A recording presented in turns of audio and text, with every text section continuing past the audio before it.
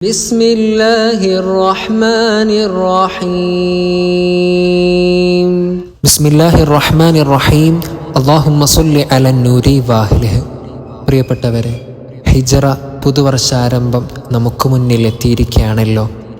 പുതുവർഷത്തെ ബിസ്മി കൊണ്ട് നമുക്ക് വരവേൽക്കാം. മുഹറം 1 ബിസ്മില്ലാഹിർ റഹ്മാനിർ റഹീം എന്ന് 113 തവണ എഴുതുകയും അത് കൂടെ കരുതുകയും ചെയ്താൽ മരണം വരെ അവനും കുടുംബത്തിനും വെറുക്കപ്പെടുന്ന ഒന്നും വന്നുചേരുകയില്ല എന്ന് കൻസുൻ നജാഹ് വസ്സുറൂർ എന്ന ഗ്രന്ഥത്തിൽ കാണാം.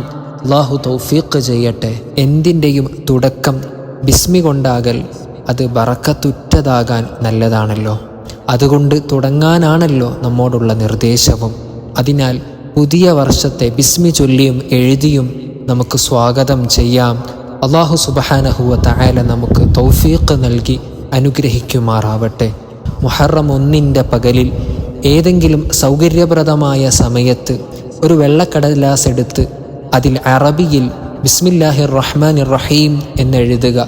അക്ഷരങ്ങൾ ചേർത്തെഴുതരുത്, അഥവാ ഒറ്റ ഹർഫുകളായി എഴുതണം. ഒരു ഹർഫിനും തൊട്ടടുത്ത ഹർഫുമായി ടച്ചുണ്ടാകരുത്. ഒരു ഹർഫും വിട്ടുപോകരുത്.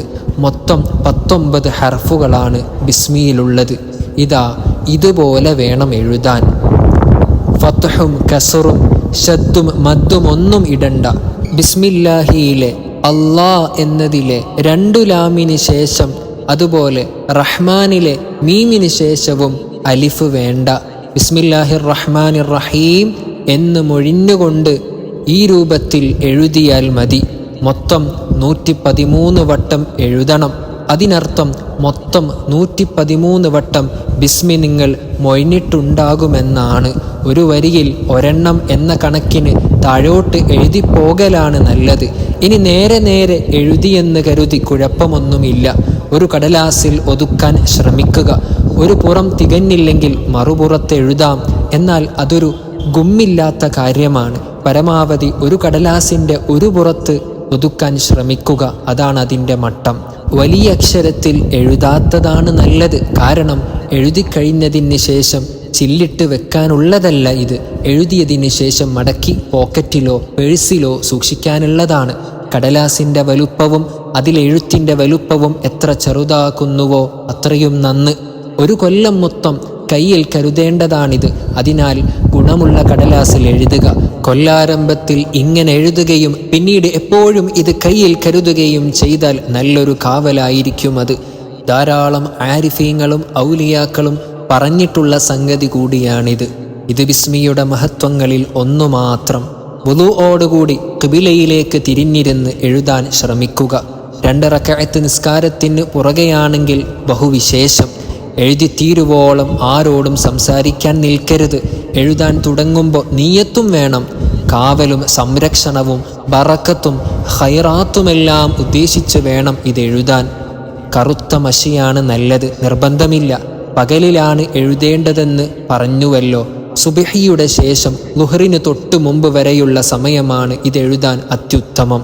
മറ്റു സമയത്തും എഴുതാൻ വിരോധമില്ല. ബിസ്മി ഒറ്റ ഹർഫുകളായി എഴുതുന്നതിനാൽ അതുമായി ശൗചാലയത്തിൽ പോകുന്നതിനെക്കുറിച്ചോർത്ത് ആശങ്ക വേണ്ട. ബിസ്മി മാത്രം എഴുതുന്ന രൂപം ഹൈലുകാരിക്കും പ്രസവിച്ചു കിടക്കുന്നവൾക്കുമെല്ലാം പറ്റും. വലിയ അശുദ്ധി ഒരു പ്രശ്നമല്ലെന്നർത്ഥം. ഇനി സന്ദർഭവശാൽ ഇപ്പറഞ്ഞതുപോലെ ബിസ്മി എഴുതാൻ കഴിയാത്തവൾ എന്തു ചെയ്യണം? പ്രത്യേകിച്ചൊന്നും ചെയ്യേണ്ടതില്ല. ഇതു ദീനിൽ നിർബന്ധമുള്ള സംഗതിയോ മുത്തുനബി സ്വല്ലല്ലാഹു അലൈഹി വസല്ലമ തങ്ങൾ പഠിപ്പിച്ച സുന്നത്തുകാര്യങ്ങളിൽ പെട്ടതോ അല്ല. സ്വാലിഹീങ്ങൾ ചെയ്തതും ചെയ്യാൻ ഉപദേശിച്ചതുമാണ്. സൗകര്യങ്ങൾ ഒത്തുവന്നാൽ നല്ല മനസ്സോടെ ചെയ്യാമെന്നു മാത്രം. എഴുതുക എന്നത് എല്ലാവർക്കും ചിലപ്പോൾ സാധിച്ചെന്ന് വരില്ല. എഴുതാൻ അറിയാതിരിക്കുക, വാർദ്ധക്യം, അസുഖം, നിമിത്തമുള്ള കൈവിറ തുടങ്ങിയ കാരണങ്ങൾ മൂലം എഴുതാൻ കഴിയാത്തവരുമുണ്ടാകും. അങ്ങനെയുള്ളവർ സങ്കടപ്പെട്ടിരിക്കാതെ 113 തവണ ബിസ്മി ചൊല്ലുക. അതിന് പ്രയാസമില്ലല്ലോ. എഴുതിയവർക്ക് നൽകുന്ന ഗുണങ്ങളൊക്കെ ചൊല്ലിയവർക്കും നൽകാൻ കഴിയുന്നവനാണ് അല്ലാഹു സുബ്ഹാനഹു വ തആല. എണ്ണം പൂർത്തിയാക്കിയതിന് ശേഷം കഴിയുമെങ്കിൽ ഈ കാണിച്ചിരിക്കുന്ന ദുആ കൂടി നടത്തുകയാണെങ്കിൽ സംഗതി വളരെ ജോറാകും. ഇൻഷാ അല്ലാഹു കബൂൽ ചെയ്യുമാറാവട്ടെ, തൗഫീഖ് നൽകുമാറാവട്ടെ. ഇത് തുടക്കം മുതൽ അവസാനം വരെ ചൊല്ലിയതിന് ശേഷം എന്തു വേണമെങ്കിലും പടച്ച റബ്ബിനോട് ചോദിച്ചു കൊള്ളുക. എത്ര നേരം വേണേലും ചോദിച്ചു കൊള്ളുക. ആർക്കു വേണ്ടിയാണേലും ചോദിച്ചു കൊള്ളുക. ഏത് ഭാഷയിലുമാകാം. അവസാനം ദുആ അവസാനിക്കുമ്പോൾ ഇത് മൊഴിഞ്ഞു നിർത്തുക. വസല്ലല്ലാഹു അലാ സയ്യിദിന മുഹമ്മദിൻ വഅലാ ആലിഹി വസ്വഹ്ബിഹി വസല്ലം വൽഹംദുലില്ലാഹി റബ്ബിൽ ആലമീൻ എന്ന് ദുആ ചെയ്ത് അവസാനിപ്പിക്കുക.